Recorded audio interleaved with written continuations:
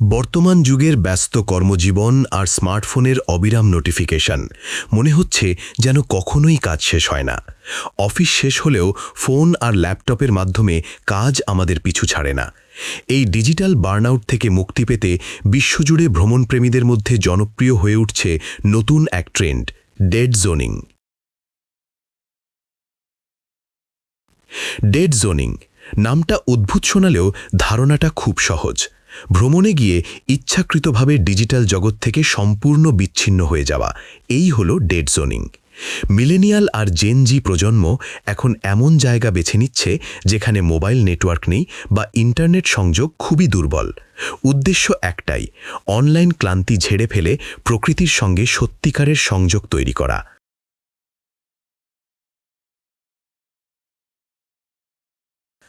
বিশ্ব স্বাস্থ্য সংস্থা বলছে, দীর্ঘমেয়াদী কাজের চাপ থেকে তৈরি হয় বার্নআউট, যেখানে মানুষ ক্লান্ত, বিচ্ছিন্ন এবং অকার্যকর বোধ করে। আর সাম্প্রতিক এক জরিপে দেখা গেছে, প্রতি 10 জনের মধ্যে 9 জনই গত 1 বছরে তীব্র মানসিক চাপের শিকার হয়েছেন। বিশেষজ্ঞরা বলছেন, শুধু ছুটি নিলেই হবে না, যদি সেই সময়েও আপনি ইমেইল বা কলের সঙ্গে যুক্ত থাকেন, তাহলে আসল বিশ্রাম পাওয়া সম্ভব নয়। অস্ট্রেলিয়ার কুইন্সল্যান্ড বিশ্ববিদ্যালয়ের পর্যটন বিশেষজ্ঞ ড বার্গিট ট্রাওয়ার বলেন, মানুষ এখন শুধু ঘোরার জন্য ঘুরতে যাচ্ছে না, তারা মূলত যান্ত্রিক জীবন থেকে পালাতে চাইছে। আমরা প্রতিনিয়ত অ্যালগোরিদমের নিয়ন্ত্রণে থাকি।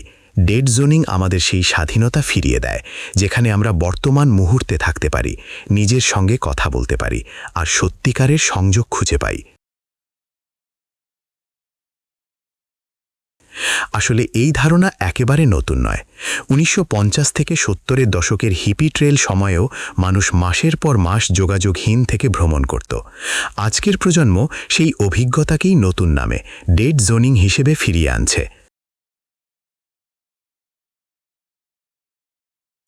চিকিৎসকদের মতে, ডিজিটাল ডিভাইস থেকে দূরে থাকলে মস্তিষ্কের চাপ কমে যায়, উদ্বেগ কমে, ঘুম ভালো হয়, মন থাকে ফুরফুরে। তবে এর কিছু চ্যালেঞ্জও আছে। দীর্ঘ সময় শান্ত পরিবেশে থাকার পর হঠাৎ করে শহরের ব্যস্ত জীবনে ফিরলে অনেকেই মানিয়ে নিতে সমস্যায় পড়েন, যাকে বলা হয় রিভার্স কালচার শক। ইউরোপের বিভিন্ন দেশে ইতোমধ্যে জনপ্রিয় হয়ে উঠেছে অফ গ্রিড ভ্রমণ। বাংলাদেশেও এর ব্যতিক্রম নয়। বান্দরবানের দুর্গম পাহাড় বা সুন্দরবনের গহীন অরণ্য হয়ে উঠছে ডেড জোনিংয়ের আদর্শ গন্তব্য। হয়তো সত্যিকারের বিশ্রাম মানে নতুন জায়গা দেখা নয়, বরং নিজেকে নতুন করে খুঁজে পাওয়া। কখনো কখনো অফলাইনে থাকাটাই সবচেয়ে বড় বিলাসিতা।